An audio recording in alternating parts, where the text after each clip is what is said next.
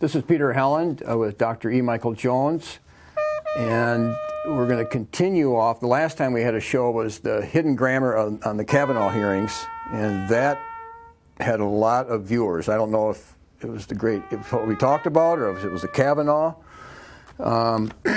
but immediately after that, or soon after that, you were invited to speak in Bavaria, and a group of people over there asked you to speak on Trump. And this particular group wanted you to only speak in German. Right. And apparently, if somebody wanted to come and speak to them in English, they wouldn't have been invited. No, no, it's a German group. And I think it's a reassertion now of German identity. I think things are heading in the other direction now. From the multi-culti Germany of a few years ago, where everybody spoke English, all the advertisements were in English, now to a point where if you want to relate to us, you're going to have to speak our language. So I had to give the talk in German. Okay, so they asked you to come over, and they were very interested in what you knew about Trump. Right. Okay. So you drew off of, I read your article, you did a review on this Craig Unger's book, House of Trump, House of Putin, The Untold Story of Donald Trump and the Russian Mafia, just written in this year. And you used that book partly to explain Trump to them. Right, as an entry into the helping to explain Trump. The Germans don't know anything about Donald Trump other than what they hear on their heavily censored media. The best example was Spiegel. First of all, we have to establish a fact here. All of the mainstream media in Germany were established after World War II with the permission of the Allied powers. So you can't just start a magazine in Germany. You have to get the permission of the people who conquered you, and they gave permission to these groups that we call the mainstream media. The Spiegel is one of them, is a socialist magazine. The Bild Zeitung in Berlin, the Springer Verlag, that's another one. And basically they determine, so it's a heavily censored type of operation. Bild Zeitung, for example, it just came out. You have to sign a contract that you will not criticize Israel or the United States when you write for the Bild Zeitung. So we're talking about something that is a heavily censored operation. Well, always has. Well, the people that won World War II, it was, of course, the United States and Russia were the two people that won. But we weren't necessarily socialist.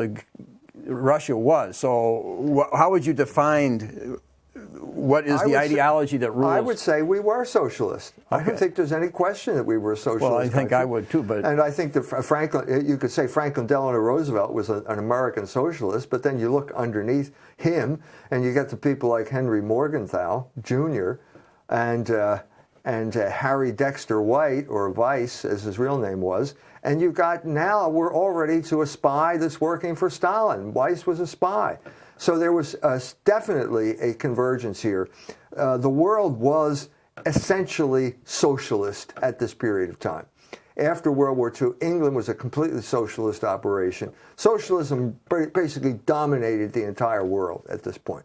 Now, when you say democracy, socialism, communism. I mean, is there any way you can intermix those words? Well, actually, you're mixing metaphors here, but socialism is a political movement that is essentially a reaction to laissez-faire capitalism. And it came into existence because of the excesses of capitalism, and where one of the places that had the most excess was England. And what we're talking about here, if we're talking about the 20th century, was England confronting Germany. Beginning well before World War I, the English realized that the Germans had a better, more efficient, more powerful economic system than capitalism that England had. And that in 1910, Germany overtook England in every aspect of production. They were producing more steel, they had more horsepower in their factories, you name it, they were surpassed England. And England, Lord Grey and Churchill and a bunch of other people, the Milner Group, got together and said, what are we going to do? And Churchill's answer was, or Lord Grey's answer was, we have to lure them into a war. And that was precisely what they did. The Kaiser wasn't as smart as Bismarck. Bismarck had retired. The Kaiser did stupid things like building battleships, challenging Britannia's rule of the wave. Bad idea, okay? And they eventually lured them into the war. England was going to be defeated, and then basically the Jews got the United States to get into the war on the side of Britain, and they won. They didn't finish off the job. There were still Germany. They felt was still a threat, and so the financial powers, both in the city of London and Wall Street, decided to promote the most radical German politician they could find, because they knew he would lead the country into a war where they could finish off Germany, and that was Adolf Hitler.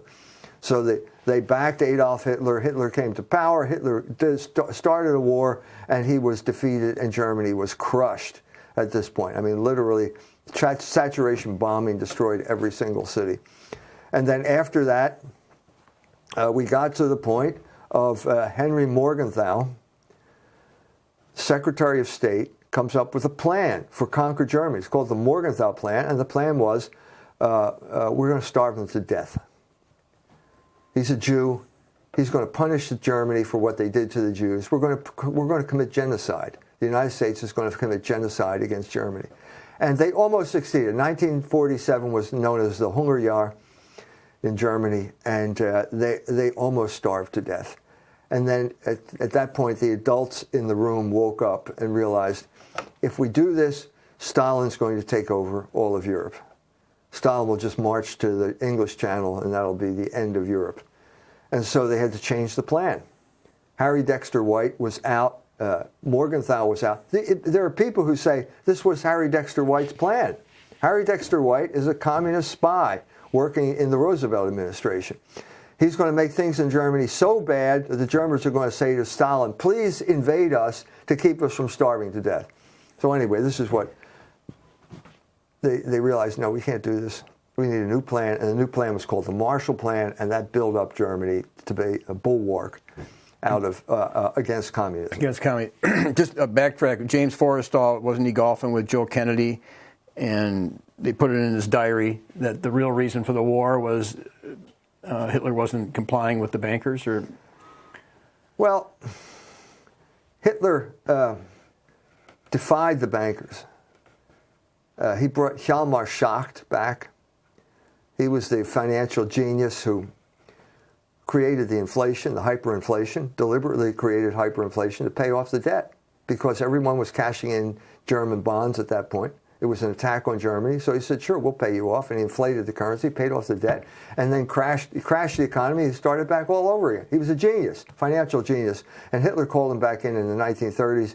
No one was lending Germany any money at this point, so he said, well, we'll do it all by ourselves, and he did it. A work of genius, basically said, we'll just pay our way into prosperity. Something that Roosevelt, who knew Schacht, could never bring himself to do. America could never get out of the Depression until World War II. The Germans bought their way, basically realizing money is credit on the future labor of the nation, guaranteed by the sovereign. That's what money is. Everybody knows that now. It's not gold. We don't need gold. And Schacht proved it. He resurrected the economy with not 1 ounce of gold backing him in the 1930s. So Germany was ahead in so many ways, and what they needed to be destroyed. And that was what happened, and so this is the background I'm coming into. These are people who can't understand, they literally cannot understand what's going on in America, because they have no access to anything other than American mainstream propaganda. And German mainstream propaganda is even worse. So there's no way. So the group invited me over to talk about Donald Trump, and I'm thinking, how am I going to talk about Donald Trump? The talk was called Donald Trump und die List der Vernunft, or in English, Donald Trump and the Cunning of Reason. How am I going to talk about? Let's do this book, because it's a good entry into the whole thing. The premise of the book, this is Craig Unger's book, very simple. Trump is Vladimir Putin's man in the White House. Very simple. It's preposterous, but it's simple. And then he goes through this whole thing in order to prove. How am I going to prove this?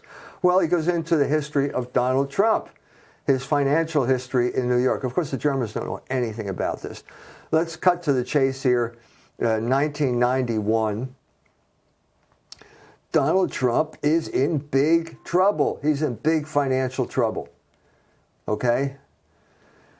He has built the most expensive casino in the world. It's called the Trump Taj Mahal. It's in Atlantic City, and it cost $1.2 billion to build it.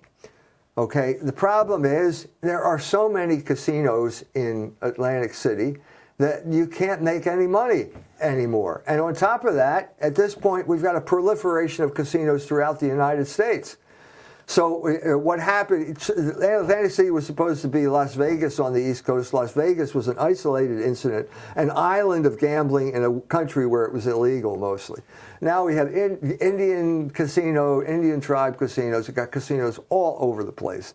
And Trump is now stuck in debt. I mean, real serious debt for this thing. And this is where Unger this is the key point here. So how did Trump get out of debt? Well, Unger says it was the Russian Mafia who got him out of debt. At this point, there's a factual basis to what we're talking about here. At this point, 1991, Russians started showing up in Atlantic City with suitcases full of money. And they started buying condominiums in Trump Towers. And Trump was happy to save them, to do this, sell them. There's nothing illegal about it. Even Unger has to admit there's nothing illegal about this. And this got him out of trouble. Now, this is the whole point of Unger's book. These were Russians, okay? This is logic, okay? This guy apparently never heard of a Venn diagram, but anyway. Russians bought condominiums in Trump Tower. That's a true statement, okay? The KGB is a Russian organization. That's a true statement. Therefore, all of the people who were buying condominiums were working for the KGB. That's not a true statement. That is completely illogical. The illogic doesn't stop there. Therefore, Donald Trump is working for the KGB because Russians bought condominiums, okay? And therefore, since Vladimir Putin is head of the Russian government, Donald Trump is working for Vladimir Putin. He's a puppet of Vladimir Putin. Therefore, ergo, quod erat demonstratum, what I said before, Donald Trump is Vladimir Putin's man in the White House. Well, now, one reason this could fly a little bit, because I remember back in '91, just from the news, if I'm remembering right, it was front page of some papers that Trump was in trouble financially. Yeah, he was. No, there's no question about it. So everybody knew about that. Yeah. I mean, okay, there's a fact there, but I just built this elaborate syllogism here. It's preposterous. There is no relationship whatsoever here. Okay? And then they say, like, this is really, we got him now. And 1991 is the year that Vladimir Putin became deputy mayor of St. Petersburg. No, the people that are buying this... What's that got to do with anything? The people that are buying this are people like at universities. I have some friends to the family that are professors at universities that it's about, it's Trump and the Russians. Yeah, well now... But they don't know logic when they talk. So, but I'm saying this is not just Trump and the Russians. This is a man who has written a book who's going to explain in detail. This is going to be, I've got a whole book, and I'm going to present my case in detail. And this is the case he's presenting. And how is it selling? Well, what you see here is, this is the publishing industry, which is an adjunct of the deep state, going after Trump. And it's the same thing as the Justice Department appointing Robert Mueller as a special prosecutor. It's the same thing. He's got the same plausibility as this guy. This guy is the backup, the idea man for the whole idea of Russiagate. We're talking about Russiagate here. And I'm explaining Russiagate to the Germans. Okay? Well, okay, let's go back to 1991. That was an important year in Russia as well. That was the collapse of the Soviet Union. And now we can go and talk about the man who pulled the plug. It was Boris Yeltsin. He was premier of Russia. But the next question is, who was in the room and told him to pull the plug? You wrote it. Jeffrey Sachs. Jeffrey Sachs. Who's Jeffrey Sachs? Well, he was appointed the Harvard Development Corporation guy. They formed a special corporation to development in Russia. Well, guess what development means? It means looting the Russian economy. Well, hold it here. Harvard is a seminary. It started out as a premier Christian seminary. How could that come out of Harvard? That wouldn't. That was a lot of water over the dam between that and 1991. Mm-hmm. So what we have, if you don't believe me, read Naomi Klein's book, Shock Doctrine. She goes into great detail about the role that Jeffrey Sachs played in what she calls the greatest looting operation in history. And I think she's right.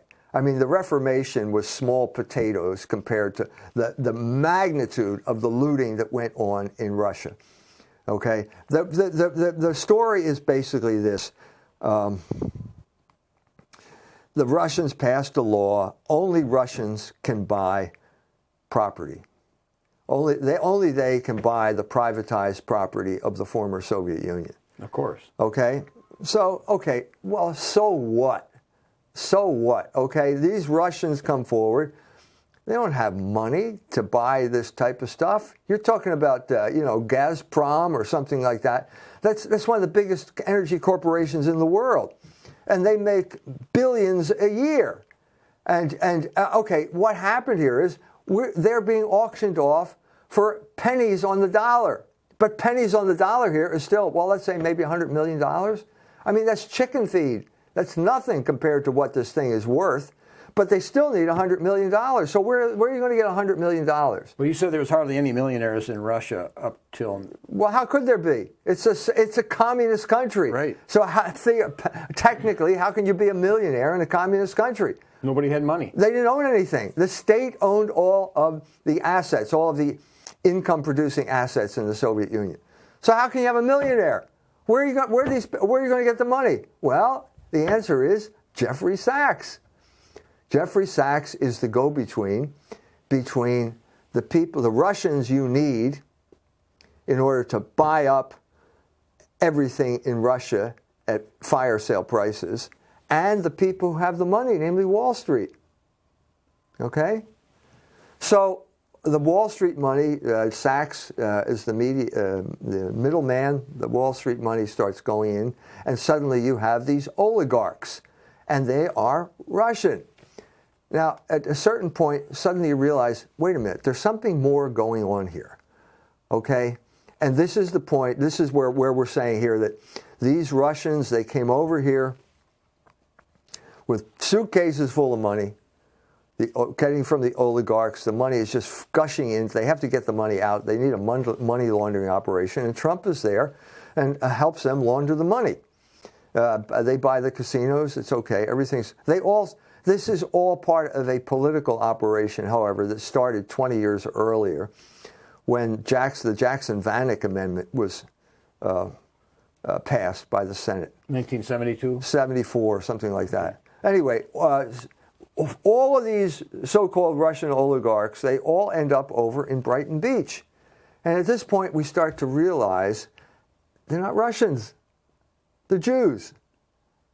This is the whole point here. Suddenly, if you take your find and replace function on your word processor, and you type in Russian and say replace with Jews, suddenly you have a completely plausible book. Unger's book would be It's completely plausible, and Unger has to admit the fact, even in his own book, that the entire so-called Russian mafia is Jewish.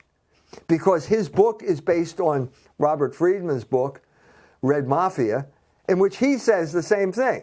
So not only are we talking about the Jews here, you can't understand what's going on here unless you talk about the Jews. Okay, because first of all, Jeffrey Sachs and the Harvard operation is all Jews. Okay? Secondly, the people that they're getting it from Wall Street, Goldman Sachs, people like that, the source of the capital, they're Jews. And it turns out 7 of the 8 oligarchs in Russia are Jews as well. So suddenly you realize this is a Jewish operation. It's not a Russian operation. It's a Jewish operation. So why don't we have a Jewish gate investigation? Well, wait a minute. We don't need that because that's so obvious. If there's one group in this country that interferes in every national election, it's the Jews. Well, ask Cynthia McKinney. Ask Cynthia McKinney. Okay, that's the story of she was elected by the black people in, was it Georgia? Georgia. She got in, she told the story, so I think it's on the internet. She walks into her office, and before she even sits down in her chair, the fax machine churns out a piece of paper. It's a statement from IPAC. This is the pledge that you have to sign because you are a congressman of the United States of America. You have to have 100% loyalty to IPAC. Please sign this. And she refused to sign, and she was out of office like that. Well, she also challenged 9/11, I think, too. There's whatever. Yeah. But I mean, she told that story about the facts coming from IPAC. Yeah. So wait a minute. Now let's take a step back here. What are we saying here? Are we saying that Jews interfere in our electoral process? Well, of course they do. That's what IPAC is. The American Israel Political Action Committee, or whatever it's called. Basically, every year they get involved and they interfere. And this election, the 2016 election, was an especially egregious example of this. Because not only was IPAC doing the full court press, Benjamin Netanyahu, but my favorite high school buddy from Philadelphia, Benjamin Netanyahu, shows up and addresses the Congress. And basically, without the permission of President Obama, he doesn't need the president's permission. He's more powerful than the president. He's got the entire Congress, and they allow him to come and speak, and he campaigns for Donald Trump. Well, is this influencing the election or what? Mm-hmm. You know, he does this, and on top of that, what we have is this disgusting spectacle, time and time again. Every time Netanyahu shows up, he's got to be perceived as the greatest orator since Demosthenes. He is the greatest orator the world has ever seen, and the proof of it is these lackeys, these bootlicking congressmen. They clapped. They gave him 27, or was it 27 or 29? 29 standing ovations because of his eloquence. No, it's not because of his eloquence. It's because IPAC representatives are in the chamber. They're in the room, and they're making sure that every single congressman stands up, because if you don't, we're not getting any money. How's that different than when they stood up for Stalin? Remember the story on that? Yeah. It's no different. And so this is the situation. So at this point, once Unger admits this fact, the whole story collapses. Of course it's true. Of course the Israelis and the Israel lobby and the American Jews interfere in every election. Of course they do. They control the American Congress. Of course they do. Why don't we have a Jewgate investigation instead of a Russiagate investigation? Well, the answer is in these books as well, because Robert Friedman was talking about Brighton Beach. Brighton Beach is the center of Jewish criminality in the United States. It's called Russian criminality, but it's Jewish, and they all know it. And so every time either the FBI or the New York Police Department tries to go after some type of criminal in Brighton Beach, the ADL is on their case immediately and calling them anti-Semitic. Right. This is going to cause a wave of anti-Semitism. The next thing you know, they're going to be rounding up Jews and putting them in ovens. Because the cops cannot go after this criminal conspiracy. But you pointed out that they purposely even sent over, they opened up their prisons to send some of those people. Yeah, that was part of the whole thing. Sure. So they were totally criminals. They were by definition criminals. A lot of these people, whether they were Jews or not, that's a question. I don't know. If they stamp your passport and say you're a Jew, you're a Jew. Okay, but they did open up their jails. So Brighton Beach immediately became a center of criminal activity, which cannot be touched because every time the police try to do something, the ADL calls them an anti-Semitic for going after criminals. This could lead, whatever you do, could lead to anti-Semitism. Well, look, as I said, I think we covered this before, but I mean, this is nothing new for the ADL. The ADL has been a money laundering operation from the beginning. Okay, we're talking about when we go back to the 50s, the 60s, we're talking about Meyer Lansky. Meyer Lansky's granddaughter, by the way, works for the ADL, to show you how close the connection here is. Okay, Meyer Lansky and the ADL are sending money, gambling money. At a certain point, it was illegal gambling money to the ADL. And the ADL reciprocates by giving one of their top awards. Giving Mo Dalitz of Las Vegas their Torch of Freedom Award in 1984. Best citizen. So now, okay, there's no mystery here. Now we know what the story is. Nobody in Germany knew this. Nobody knows this. But they could know it because you can get on the internet and know this. But it's not. They don't know where to look. You have to know where to look, and they don't know where to look. But whether they could theoretically do this or not, they did not do it. And so, as a result, I gave them a whole new point of view, something they had never known. Does the Germans know where Atlantic City is? Probably not.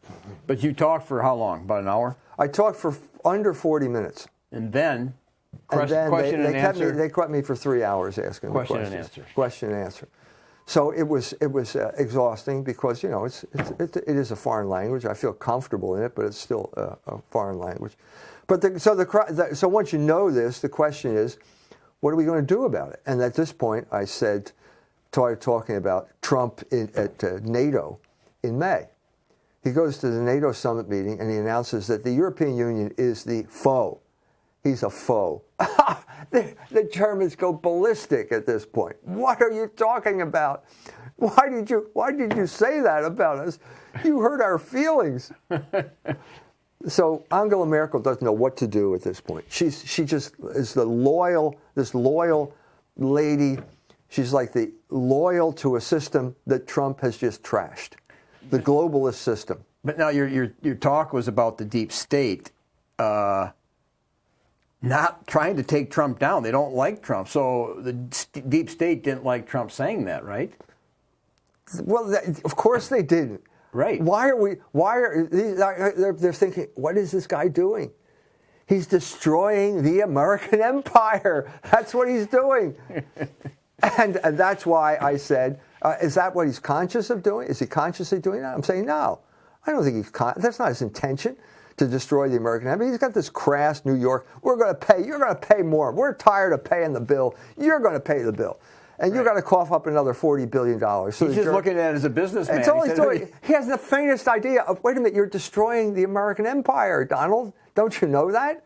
They know that, don't you? So anyway, Heiko Maas is the German Außenminister, their Secretary of State.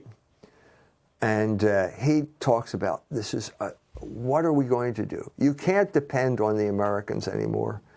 He has total contempt for the rule of law. I mean, Heiko Maas is trying to how do we deal with this guy? What is going on here? This is crazy. He's crazy. But they have to admit that it's the peculiar position that you're in of, you're a vassal of the American empire, but you're a comfortable vassal. And you built your entire career kind of being part of that system. You enforce that system in Europe. It's the globalist system, and you are a kind of subchapter, a subgroup in that. And Germany is there to enforce globalism on Europe through the European Union, another globalist operation, and NATO. No, I'm Norwegian, so the worst word in our home was like a quisling. Quisling. Quisling. The Germans put their guy in Norway. Yeah. But aren't these people kind of quislings to the? Well, that's the whole point. So now we have elections, and they're saying, basically, the German people are now saying, well, Angela, who are you working for? Are you working for the German people, or are you working for the globalist elite as a vassal of America? Of course, it's the same question that Indiana was asking, and this is the whole point. I started the talk by talking about what happened in Indiana. And I started the talk by saying, what the people in Indiana realized was that we had two parties that represented the oligarchs and no party that represented the people in Indiana. And I said it became perfectly clear during the whole Religious Freedom Restoration Act debacle when Mark Benioff shows up and orders the elected officials, change your law. I'm Mark Benioff. I'm a CEO. I'm the boss. You change your law. Pence completely willful. And Pence is now vice president of the United States because he wielded under that. He was too stupid to respond. And stupidity, I think, is one of the first qualifications for becoming vice president of the United States of America. You have to be a docile supporter of somebody who's a psychopath. But anyway, so I'm talking to the Germans and trying to explain to them, you're not the only people who got conquered during World War II. I said, there was a group here. I said the basis of Donald Trump's foreign policy is America First. And there was a group in the United States during the 1930s called America First that wanted to keep America out of the war and wanted to promote domestic manufacturers. And I said, Henry Ford, Charles Lindbergh, Father Coughlin, I said, these three people are all considered anti-Semites now. And I said, why are they considered anti-Semites? I said, because they lost the war. Well, and I can say in my grandfather, he was totally for Roosevelt, but looking at his letters, he had cousins. They're on the speaking tour for American First. So there was a civil war in his own clan. Right, and I said, they didn't know. Maybe they had heard about it vaguely. I didn't get a clear sense that they knew who these people were. But I said this was a war between Wall Street and Main Street, between finance and manufacturing. And the Wall Street won. They defeated, and I said the Midwest was a conquered province of Wall Street. And I said also that the Catholic population of America was also conquered during this period of time. Because my other grandfather hated Roosevelt. He was a big businessman and wouldn't put a dime in his pocket with Roosevelt's face. So the two were opposite. So there was like a civil war. Yeah. I mean, people were encamped in two different positions. And they lost. So I said to One the side Germans, lost. I said to the Germans, look, there are other people who lost, and I come from a conquered people, namely the Catholics of America, who basically had to internalize the commands of the empire. There was no. A lot of these people were German, but they had to now go and fight the Germans in Germany because they were conquered, and they had to sign up. And what you had was this huge campaign of social engineering after the war that had, basically destroyed our cities. Look at Dresden 1945, look at Dresden now. Look at Detroit in 1945, and look at Detroit now. It's a lot worse. Well, something happened there, and nobody can explain it, except me and the book, The Slaughter of Cities, which explains what happened to Detroit. Nobody can explain it. How is this possible? Well, we were conquered, that's how. And it was conquered by, the forces I describe in that book. People have other priorities than trying to understand that. Yes, that's true. It's not like it takes a genius to figure it out. You just did your homework and did your research. It does take a genius to figure it out. I have to admit that. Okay? But so anyway, so we get to this point of where I'm saying, who is the foe? Wer ist der Feind? Wer war der Feind in 1947? Who was the enemy of Germany in 1947? Well, Morgenthau. It was Morgenthau. It was the Jewish and his supporters. Secretary of State of the United States of America that was perpetrating genocide on the German people at that point. But Unger's book is trying to say that Trump is a tool of Putin, where the real truth is Roosevelt was a tool of Stalin, and and that's what all the information is leading to. But no one's ever wanted to say that. There is that chain of Harry Dexter White, Henry Morgenthau. That is a chain. That is a link to Stalin. That's a serious link to Stalin. Yeah. And Roosevelt. There was something strange about Roosevelt's relationship with Morgenthau. Morgenthau had complete control over Roosevelt, and so what happened over this period of time is that Roosevelt up and died. And at this point, Harry Truman became president, and the spell was broken. The spell was broken. And at this point, Harry Truman is ready to go to the Bretton Woods conference to organize the monetary system. And Morgenthau insists on going. And Morgenthau says, if you don't take me, I'm going to quit. And Harry Truman says, well, see you later. My uncle's favorite president was Truman, but... Not my favorite president, but anyway. They liked it that he did stuff like that. Well, he did break the spell that Morgenthau held over it. And I've already talked about the result was. So I said to the Germans, who was the enemy in 1947? Who was the enemy of Germany? Was it Stalin? No, it wasn't Stalin. I mean, in a sense, Stalin saved Germany. How did he save? Was that his intention? Probably not.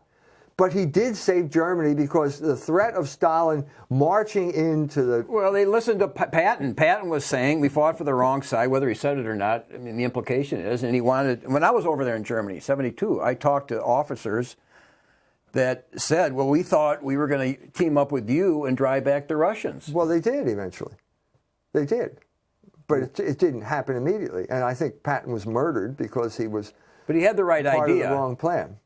He just was premature, I guess. He was not. It didn't happen the way he planned it. Yeah. You know, there was not going to be the army wasn't going to march in there. That didn't happen. Wasn't going to happen.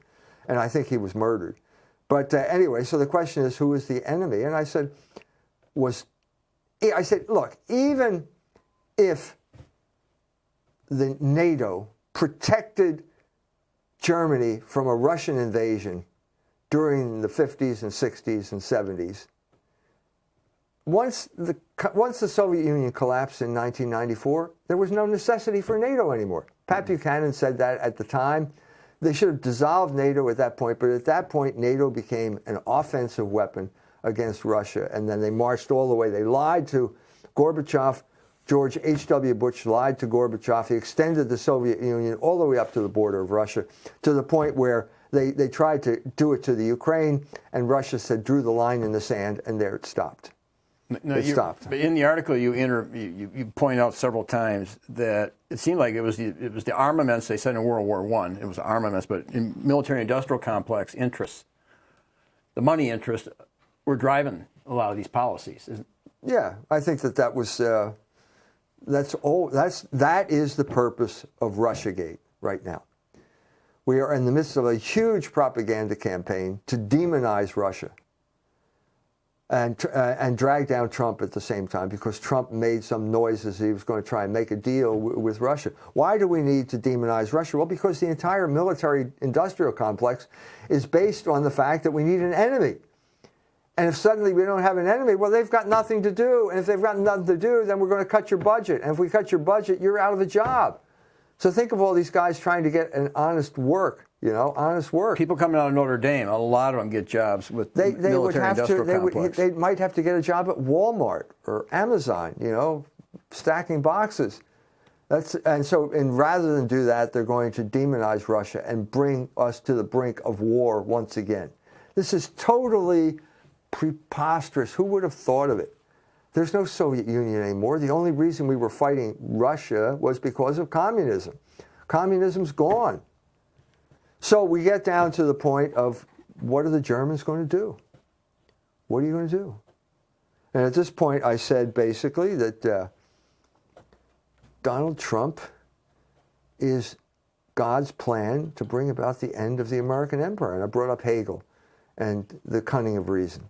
But did you say the title of your speech? The title of my speech was Donald Trump und die List der Vernunft. Okay. So they knew it right up. So they knew. I assume they knew what that was, and that's the way I ended it. I said basically, Donald Trump has been sent here by God to free you from your enslavement to NATO. He's breaking your chains. He's opening the door of your prison, even though that's not quite his intention. But that's not the way God works in history anyway. God's plan is not dependent on human will. But his speech toward the UN was emphasizing nationalism over globalism. Right. So in a sense, on one hand, he is for Germany. It's completely contradictory. He's got a completely contradictory policy. So it's America first for the domestic policy, and it's Israel first for the foreign policy. And I said, there's no way to reconcile these two things. You just have to accept that that's the incoherence that he brought to the White House. And that's there, and there's nothing we can do about it. Well, it's globalism and nationalism at the same time. Well, look, if you're going to be like John Bolton and wave the Constitution around and say this is the only law we follow, that's fine. But you can't run an empire, a worldwide empire, and say all you're going to do is follow the Constitution. Mm-hmm. Because you're ruling countries that do not have that Constitution. And the only way you can make that plausible is by the rule of law and international law. And what the Trump administration has shown is complete and utter contempt for the rule of law. It's that simple. The revocation of the Iran nuclear deal, it's one thing. The moving of Jerusalem, We're getting out of the treaty now, the missile treaty. It's one thing after another. Well, you can't have it both ways. Well, isn't that endangering? I know a lot of friends that are into international law, the law. That's kind of the field. So a lot of these law groups were against Kavanaugh coming in. It's like they don't like Trump because Trump is kind of challenging the rule of law, the international law. He is. There's no question about it. Yeah, so it's going to put them out of the job. It's incoherent. It's incoherent. It's a bad idea. We need the law as opposed to just military might. But that doesn't matter. The net result of all of this is going to be the destruction of the American empire. But what does that look like? I mean, what does it mean? How does the American empire destruct? I mean, because like Chris Hedges, said that once the dollar... That's it. That'll be the first step. So they're bringing about... So they're going to impose sanctions, crushing sanctions in November on Iran. They're going to try and kick Iran out of SWIFT, which is the worldwide clearinghouse for financial transactions. That's their intention. But this is pure Israel. This is Israel first. Policy. Of course it is. Israel first. Of course it is. That's their intention. He's doing the bidding of the Jews here. As I said before, there are 3 reasons we don't have a nuclear agreement. Adelson. Sheldon Adelson, Paul Singer, Bernard Marcus. Yeah. 3 Jews control our foreign policy. We know that. Okay, so that's your intention. We know what your intention is. This guy Mnuchin is now the guy who's coming up with, arguing with SWIFT that they have to kick Iran out of their operation. So the United States is swaggering around the entire world like that fat guy Pompeo. That fat guy swaggers into the room and starts ordering people around, and they've never been in a weaker position. And so they're just going to put more and more people under sanctions. Well, what is the net result? I'll tell you what the net result is going to be, is that you're going to break the dollar as the world's reserve currency. Did you mention you're going to kill the goose that lays the golden egg. And I said this in my talk. You did. Yeah. And I said the natural affinity here is between Germany and Russia. So one of the things I brought up when I was talking of conversations the whole time you're there, one of the things I brought up was the pipeline. Nobody says, not in your wildest dreams, is Germany going to dump that pipeline. From Russia. It's not going to happen. Nobody, from Merkel on down, is going to agree to that. Even though Trump said it's not in their best interest. Trump says, cancel the pipeline deal and buy liquid natural gas from us, and we'll send it over by ship. Well, here we have the whole thing all over again. What is the whole scheme to control the world? The island nations, this is the Mackinder thesis, the island nations, England and the United States primarily, control the seas. And we control the seas, and therefore we can assure you that the goods are going to be delivered, but if you mess with us, we can assure you they won't be delivered. Yeah, but if we can get the pipeline, we don't need you. Well, that's the whole point. And this is the reason. Anytime that it looks as if the Eurasian landmass were going to unite, England would declare war. And the British Navy is Leviathan. It's the sea monster. They can sail anywhere in the world and bombard your ports and collect debts. That's what the sea monster does. The problem is, if the Eurasian landmass, it's too big. It's too big. You can't blockade it. And now we have a situation where there's a railway line that goes from Shanghai to Rotterdam. What that means is the Navy is obsolete because we don't need the Navy to get our goods to market or get food in and so on and so forth. We have secured, what I'm saying is this is die List der Vernunft. America has become so drunk with power that it's just swaggering around like a drunk psychopath, and they're bringing about the very opposite of what they intend. And they're bringing about the unification of the Eurasian landmass. And in particular, what we're going to see is basically India now and the European Union are not going to stop buying oil from Iran, and they're going to buy it with euros or rupees or whatever it is. And all the ships, the tankers are leaving the Gulf now. The Iranian tankers are leaving, and they're going to sell this oil. So that will bring about the very opposite of what these people intend. Well, Chris Hedges' new book, he said he toured the country for 2 years gathering information, and he basically said half America is drunk themselves on opioids. I mean, they're just out of it. Yeah. So we're out of it on our foreign policy, and we're out of it here. Well, Trump was elected to cure this. These are the people, that's why people voted for him. Because they knew that the oligarchs were just going to destroy this country. Basically, the plan of the oligarch is to enslave the entire country. But why? Why do they want to do? What do they benefit from that? Just because they don't know what else to do? That is the default setting of fallen man. Yeah, yeah. But we're going back to the Augustine city of God and the city of man. They're the only alternatives. Yeah. The city of God is love of neighbor and love of God. The city of man's the opposite. Make people your slaves. I mean, what's the opposite people. of love of neighbor and service? It's enslavement. Make them your slave. It's libido dominandi. That's what the opposite is. Yeah. It's the lust, the dominating lust, the lust to dominate people. Yeah. That's the default setting of fallen man, and that's what they wanted to implement here. Yeah, in the United States. Because we call people, that's my employee. Well, you know, from my point of view, that's not in the Bible. It talks about a slave. They're wage slaves, and that's what you hit on. Yeah, yeah. So that was the system that Trump was supposed to oppose, and now in his way, he's trying to do. I can see something doing domestically. You know, the tariffs make sense in a sense, but they only make sense in a context where the foreign policy is not the absolute contradiction. You can't have tariffs and an empire. That doesn't work. That's a contradiction in terms. If you're going to have tariffs, let's withdraw back to the United States. We will have the United States, a kind of isolationism, if you want to call it that. But you can't have, okay, we're going to have tariffs and we're going to rule the world too. That doesn't work. That doesn't work. And this is the contradiction in his campaign. He's too stupid. I don't know where. Everybody thinks he's smart. I'm sure he's smart in some sense, but he's not smart enough to realize that his whole policy is based on a contradiction.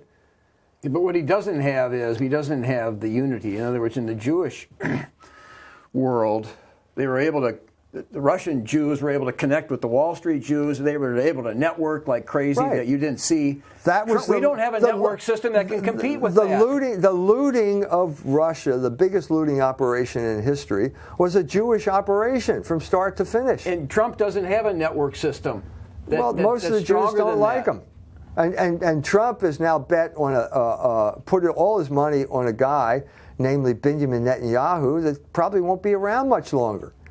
The Israelis have had enough of Netanyahu. He's a disaster he's bringing about his own demise by this brutal, if you ever want a proof that Jews are enemies of the entire human race, look at Israel, look at Gaza, snipers, shooting down innocent women and children, shooting them in the back, and with total impunity. Because what? Because you're special? Well, maybe you think so. You're above the law. And now this idea that a certain group can be above the law is spreading like contagion throughout the Trump administration. No, the media sorcery can't hold that forever. And so now the big blow now is the murder of Khashoggi. Yeah, I saw there was something on the internet. You did. I just did something for the Iranians on that. But basically, I see God's hand in this. I mean, basically now, what we're seeing now is the Israel lobby is coming out full force in favor of the murderers of this guy. Now, that's obvious why, because Israel and Saudi Arabia are united in a political alliance against Iran. And that's what they're doing. That's obvious. That's out in the open. Everybody knows it now. But the fact of the matter is... He's an employee of the Washington Post. That's what I was just going to say. Wait a minute. I'm not going to say it. But you just attacked the biggest media outlet for Zionism in the United States, next to the Wall Street, next to the New York Times. I mean, the Washington Post is part of the Israel lobby. They do nothing pro-Israel stuff, and now you just attack them. It doesn't make sense. I'm saying, and so what you're seeing here is now there's a serious split in this alliance. And this means, are you going to cut off weapons to Saudi Arabia? Okay. Trump's argument is, yeah, we know they killed him now, but we sell them lots of stuff. I'm sorry, Donald, but that's not persuasive. So what you did was basically you broke the alliance, And now I think that war with Iran is less likely. Because if we have to stop selling weapons to the Saudis, well, they're like our biggest aircraft carrier in the world. So anyway, that's what you're saying here is, God's hand in history. That's what you're saying, the cunning of reason. Do you think there's any, in Jerusalem 70 A.D., the Romans were attacking Jews. They had a couple million Jews inside the city. But it wasn't really the Romans that did them in. They divided into 3 factions, the way I understand it, and they fought each other. And it was the fighting within themselves that pretty much did the city in. Yeah. That tendency could always happen. It always happens, yeah. I mean, is that possibly happening now? It's one of many things that is happening now. That they themselves will start going into different divisions. Well, I think the Israelis are getting ready to get rid of Benjamin Netanyahu. His policy has been a disaster. Everything he has done has made Israel less secure than it was before. So it was the Jews, the neocons, who took over the Bush administration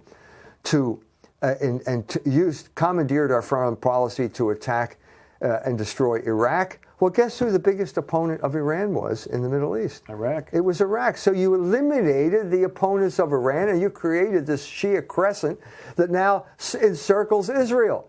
Well, that was a real work of genius, wasn't it? What were you thinking? Was that part of the blindness that just perpetuates over them? Of course it is. Of course, these are people who act according to passion, and God takes their passions and turns them into his plan. The evil that you intended to do to me has been turned by God's power into good. The Iranians could say that to the Israelis as a result of Iraq. Well, what you're saying, because you wrote the book, The Jewish Revolutionary Spirit, that what they did with Jesus, the blindness that was there, that blindness continues. And so they blindly do this and they blindly do that. That's the icon of the Jew. On the Strasbourg Cathedral, how do you know synagogue is represented? It's a woman with a blindfold on. The Jew is blind. And he brings about the very opposite of what he intends, because God is in charge, and you can't be in rebellion against Logos and expect to come out on the winning side. Then why is our Congress and why is the executive, the legislative, and the judicial have so much Jewish influence in it? Then we're all being blindness is guiding. The blind guides are leading us. And nobody's saying, not many people are saying anything. No, and I'm saying that's true. It's a tragedy for the United States, but God is using this to bring about the end of the American empire, and nobody seems to know it. All of this, it's like, I said this before, but it's a Polish firing squad, where we're shooting at each other. You know, the government is shooting at the press, and the press is shooting at the government. They're destroying their credibility, both sides, in this whole thing. That's God's plan. Okay, so did they ask any questions about, okay, so the American empire falls, and it could fall soon. How does that play out to the rest of the world? Get out. Get out while the getting's good. Get out of the country? Don't go down with the ship. I mean, I said specifically, get out of NATO. Oh, I see.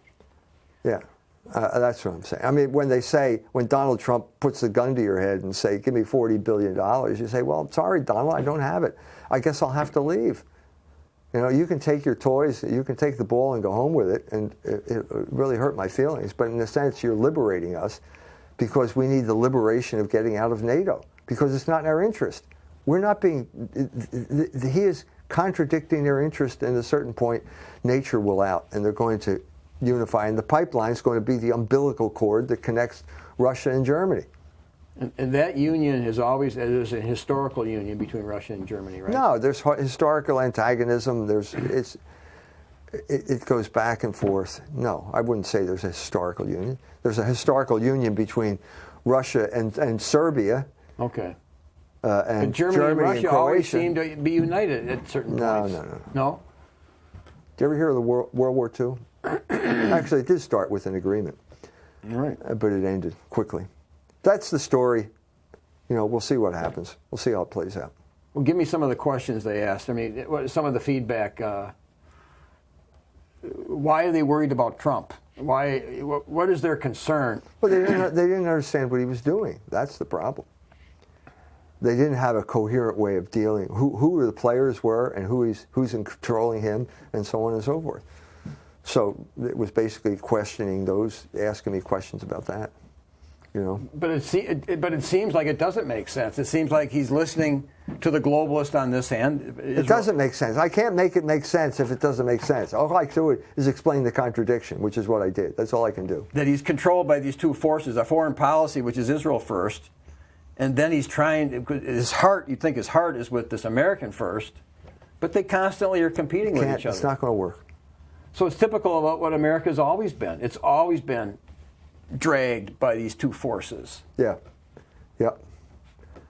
I began by saying America is a country that went from barbarism to decadence without ever finding civilization along the way.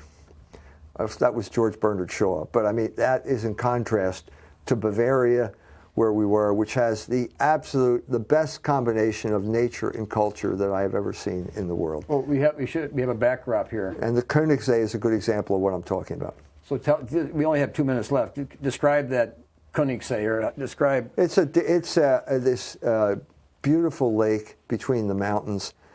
Clear water, you could drink the water right out, perfectly clear. Electric boat takes you along the Königssee. And there's a goal in mind. There's a church there, St. Bartholomew. And so it's the perfect combination of culture. Christian culture has roots that go 1,000 years there. And nature. Nature, you have, in America, you have either nature or man. And the classic example is the Appalachian Trail, where in order to preserve nature, you have to exclude man. Well, that's the wrong plan. Bavaria got it right. Man is the perfection of nature. Grace perfects nature, it doesn't destroy it. And that's Bavaria. And I think, therefore, we all could learn from that experience. Some reason America didn't pull it off. Is that I don't know if it's separation of church and state. Because it wasn't Catholic. Because it was a Puritan deviation of Christianity that saw nature as an enemy. Fallen nature, Calvin. Total depravity. Total depravity. Nature was totally depraved, and so nature was your enemy. That's the Calvinist view of nature, and America is a product of it. So if you want to preserve nature, keep man out. And if you let man in, he's going to destroy it. And so you climb to the top of a mountain, there's a restaurant. Why can't we do that? Well, they were deliberately excluded from the Appalachian Trail. They're deliberately excluded. Well, you see that out west, is that there's this big tension. You don't want people messing with the... Because man is the enemy of nature. That's the American problem. Yeah. And Calvinism, I think, is probably the main reason, the legacy of Calvinism. Well, good. I'm glad you made it back safe. Glad to be back. Okay. So this is Peter Helland with Dr. E. Michael Jones on the show Israel.